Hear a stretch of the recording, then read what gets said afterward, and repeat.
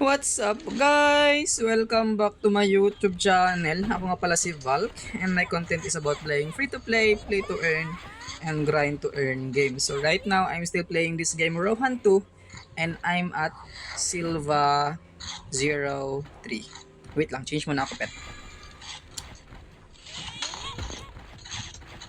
So, let's go.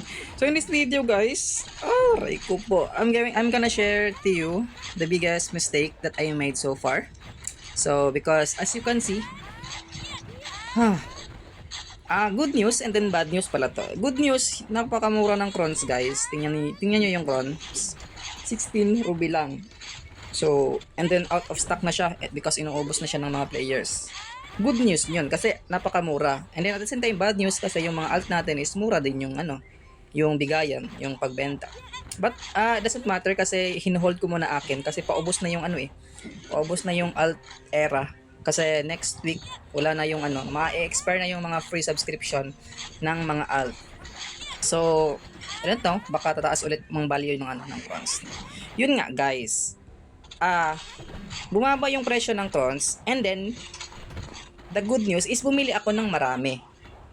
Yeah, because I know kapag mababa yung crons now, later, first time ko kasi na bumili ng crons, later is talaga tataas na siya as far as I know, I observe in the market. The problem is, di po siya tradable. Aray ko.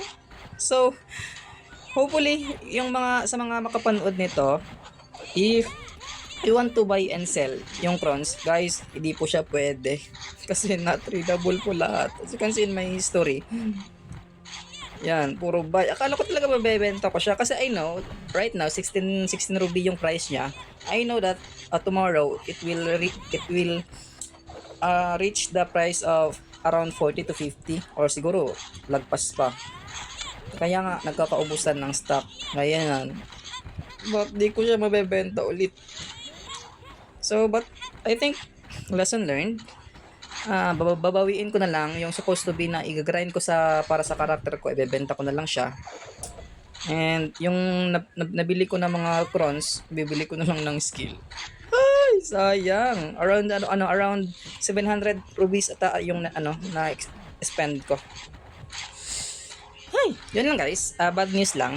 At the same time, good news. Meron namang advantages at saka disadvantages. So, to those who can watch this video, so, you're aware now, halata na first time ko bumili ng crons na di pala siya tradable. So, that's it guys. If you want to play this game na bibili kayo ng crons na libre, I mean, na tradable, so, nagiging di po siya tradable. So, that's it. Guys, out.